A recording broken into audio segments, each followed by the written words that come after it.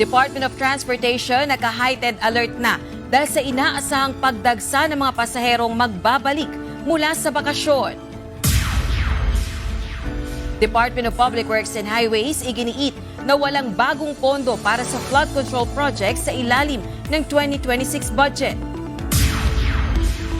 Umano'y palit liderato sa Kamara, itinanggi ng ilang miyembro ng majority bloc. At Ombudsman Boying Remulla, tinawag na fake news ang kumalat na balitang isinugod siya sa ospital. Nagpatupad ng heightened alert ang Department of Transportation para sa inaasahang pagbabalik ng milyong-milyong pasahero sa Metro Manila matapos ang holiday break. Pinaghahanda na ng DOTR ang mga tollway, terminal at bus station sa pagdagsa ng mga pasahero ngayong weekend.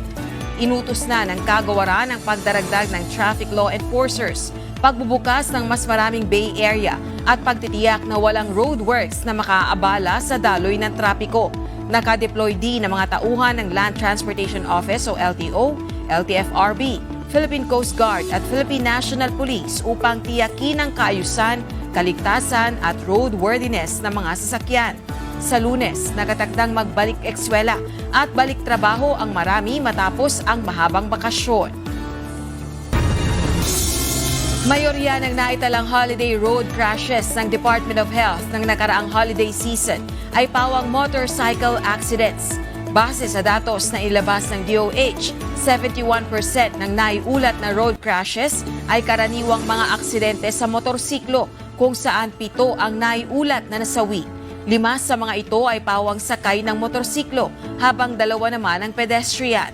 Mula sa 1,113 na kabuang kaso ng road injuries simula December 21, 2025 hanggang January 2, 2026, 787 o katumbas ng 71% sa mga ito ay pawang mga injury dahil sa motorsiklo. Binuksan na ng Department of Public Works and Highways o DPWH ang naisaayos na bahagi ng EDSA busway sa southbound mula Taft Avenue hanggang Orense at northbound mula Magallanes Avenue hanggang Orense sa Makati. Puspusan naman ang pag-aaspalto sa natitirang bahagi ng busway upang pabilisin ang EDSA rehabilitation. Kabilang dito ang southbound mula Taft Avenue hanggang Rojas Boulevard at northbound mula Rojas Boulevard hanggang Magallanes Avenue. Itinanggi ng ilang kongresista sa majority bloc ng Kamara ang ulat na may napipintong palit liderato sa Kamara. Naniniwala naman ang isang House Deputy Minority Leader na hindi nawawala ang issue ng kudita sa House of Representatives dahil sa flood control corruption scandal.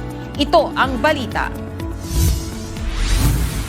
Nagtataka si House Assistant Minority Leader at Lanao del Sur 1st District Representative Sia Alonto Adjong kung bakit hindi namamatay ang issue ng umano'y palit liderato sa Kamara. Ombudsman Boying Remulla, tinawag na fake news ang kumalat na balitang isinugod siya sa ospital. Southern at Central Mexico, niyanig ng magnitude 6.5 na lindol, 2 na italang patay. At Pop Kings na SB19, Cup of Joe, Ben and Ben at TJ Monterde, ilan sa mga nanguna sa online voting para sa 11th Wish Music Awards. Ito ang Balita Weekend. Pinabulaanan ni Ombudsman Jesus Crispin Remulla ang mga usap-usapang siya ay dinala sa ospital. Inihayag din ang kanyang tanggapan sa pamagitan ng Assistant Ombudsman Spokesperson na si Miko Clavano na fake news ang naturang balita at walang katotohanan. Ayon kay Clavano, nag-almusal pa si Remulla ng sinigang. Sinabi rin ni Interior Secretary John Vic Remulla na nakapaglaro pa ng golf ang kanyang kapatid. Noong 2023, sumailalim si Remulla sa quintuple bypass heart surgery at kalaunan ay na-diagnose na may leukemia. Subalit gumaling siya matapos ang chemotherapy, total body radiation at bone marrow transplant. Hiniling ng pulisya na sumailalim sa paraffin test si Lord Byron Torrecarion, ang live-in partner ng yumaong si Dueñas Vice Mayor Aimee Paz Lamasan. Ito ay sa gitna ng isinasagawang investigasyon upang malaman ang sanhi ng pagkamatay ng bise-alkalde. Naiulat na aksidenteng nabaril ni Lamasa ng kanyang sarili sa tiyan sa kanilang bahay sa La Paz, Iloilo City noong December 30 at namatay kinabukasan matapos sumailalim sa operasyon. Binuo ng pulisya ang Special Investigation Team upang suriin ang ebidensya at testimonya at linawin ang pangyayari. Ang baril na ginamit ay pagmamay-ari mismo ni Lamasan at kasalukuyang sinusuri ng PNP Regional Forensics Unit 6. Nagpapatuloy ang palitan ng mainit na pahayag ng Pilipinas at China kaugnay ng presensya ng mga barko ng China sa loob ng Exclusive Economic Zone ng bansa. Nilinaw ng Philippine Coast Guard na hindi nito inakusahan ang isang Chinese research vessel ng pagpasok o panghihimasok sa karagatan ng Pilipinas. Ayon kay PCG spokesperson Commodore J. Tariela, isinagawa ang Maritime Domain Awareness Flight upang hamunin ang presensya ng barko at mahigpit na ipinatutupad ang 24/7 no-entry policy sa loob ng 6-kilometer danger zone ng Bulkang Mayon sa lawigan ng Albay upang masiguro ang kaligtasan ng publiko. Ayon kay Ginobatan Albay Mayor Gemma Ann Onghoko, layo ng hakbang na ito na maiwasan ang anumang panganib sakaling biglang tumaas ang aktibidad ng Bulkang Mayon. Pinapayuhan ng publiko kabilang ang mga magsaka at turista na huwag pumasok sa danger zone at binalaan agad palalabasin ang sinumang lalabag sa patakaran. Inanunsyo ng municipal government ng Tampakan sa South Cotabato na hindi na sila magbibigay ng libreng pagpapauspital sa mga pasyenteng masasangkot sa aksidente na dulot ng pagmamaneho habang lasing. Ayon sa abiso ng local government unit, ipatutupad ito sa pamamagitan ng Tampakan General Hospital at magsisimula ngayong January 2026. Layunin ng hakbang na ito na mapigilan ang mga kaso ng drunk driving at masiguro ang responsable at disiplinadong pag-uugali ng mga motorista. Nasunog ang bahagi ng ikatlong palapag ng Gaisano Grand City Gate Mall sa Buhangin, Davao City kahapon. Nagsimula ang sunog bandang alas 3:15 ng hapon at itinaas sa ikatlong alarma dakong alas 4 ng hapon. Ayon sa Bureau of Fire Protection Region 11, batay sa investigasyon, nagmula ang sunog sa linen section ng mall. Pasado alas 7 na ng gabi nang tuluyang maapula ng mga bumbero ang apod. Niyanig ng magnitude 6.5 na lindol ang southern at central Mexico January 2 araw ng Biyernes doon, kung saan 2 tao ang naitalang nasawi.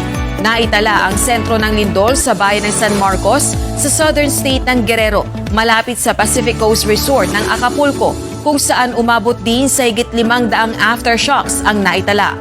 Bukod sa aftershocks, naiulat din ang ilang mga insidente ng landslide sa paligid ng Acapulco at mga highway sa estado.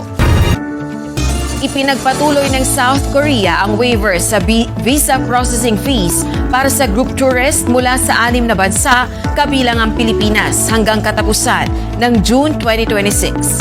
Inianunsyo ito ni South Korean Finance Minister Koo Yoon-chul matapos mag-expire ang waiver noong December 31, 2025. Ang karaniwang processing fee ng C3-2 visa ay 18,000 won o humigit kumulang 735 pesos. Ngunit libre ito para sa mga kwalipikadong grupo. Pinabulaanan ng Miss Universe Organization ang issue na hindi na umano pagmamay-ari ni Raul Rocha ang international pageant. Sa opisyal na pahayag na inilabas ng MUO, nilinaw nitong nananatili sa kasalukuyang pamunuan at istruktura ang organisasyon at tinawag na mali at papanlinlang ang mga kumakalat na impormasyon online. Una nang naging usap-usapan ang pagbili umano ng Filipino businessman na si Chavit Singson sa Miss Universe Organization. Sa kanyang post, sinabi ni Singson na hindi na pagmamay-ari ni Ann Jakrat Jutatip o Raul Rocha ang Miss Universe at nakipagpulong na umano siya sa ilang opisyal ng MUO para sa posibleng akwesisyon nito.